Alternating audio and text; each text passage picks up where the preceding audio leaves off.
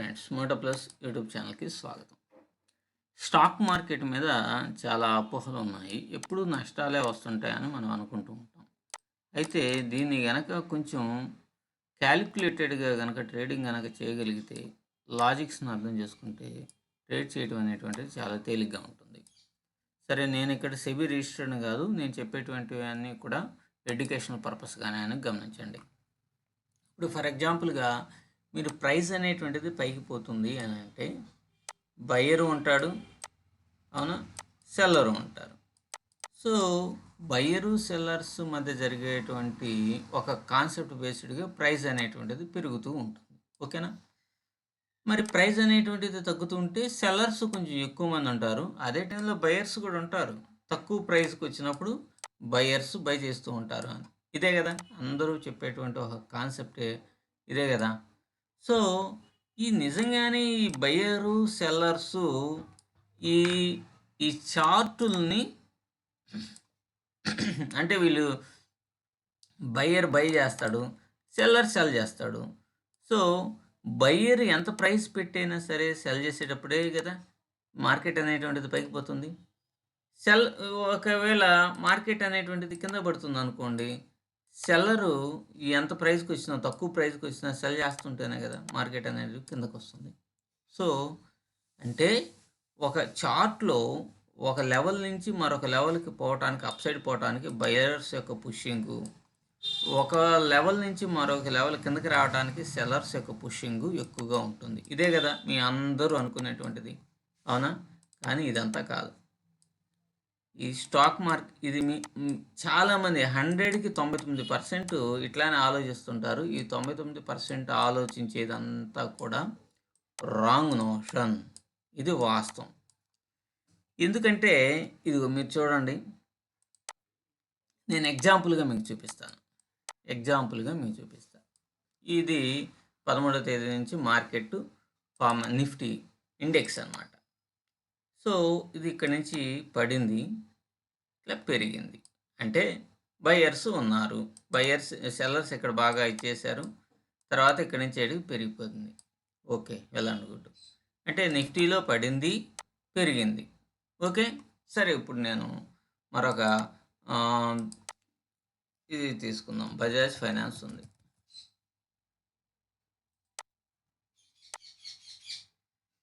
Bajaj finance ఇది నేను ఈ లెవెల్స్ తీసుకున్నాను ఆల్రెడీ, తీసేస్తున్నాను.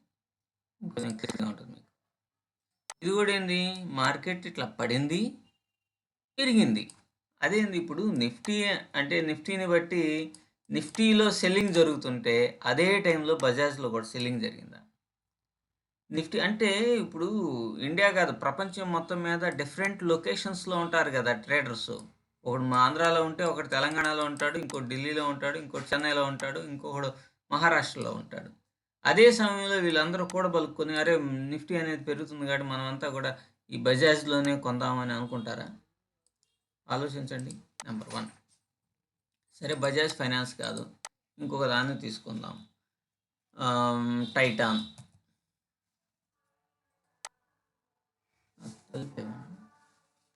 ఇది టైటాన్లో లెవెల్స్ తీసేస్తున్నాను. టైటాన్లో మీరు చూడండి, పడింది, మళ్ళీ అదే సమయంలో ధనాధన నిఫ్టీలో పెరిగినట్టుగానే పెరిగింది. చాలామంది అనుకోవచ్చు నిఫ్టీని బట్టి ఇవన్నీ మూవ్ అవుతున్నాయి కదా అని.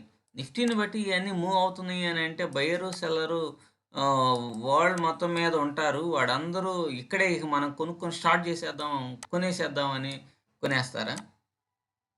కాదు కదా. సరే, ఇంకొక స్టాక్ని తీసుకోండి, ఇంకోటి హిందాల్కో కూడా చూడండి, అదే సమయంలో పడ్డది, మళ్ళా పైకి పోయింది. మీరు అనుకోవచ్చు నిఫ్టీ పెరుగుతుంది కాబట్టి ఈక్విటీ కూడా పెరిగినాయి, ఇండెక్స్ పెరిగింది కదా అందుకని, లేకపోతే వీటిలో ఉన్న వెయిటేజ్ కారణంగా నిఫ్టీ పెరిగింది, ఈ పెరుగుతుంటేనే.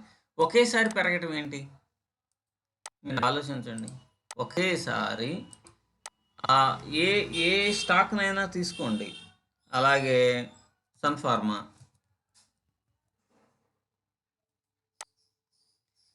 చూడండి, సన్ఫార్మా కూడా పడ్డది, అంతే పెరిగింది. నిఫ్టీ లాగే పడింది, అంతే పెరిగింది.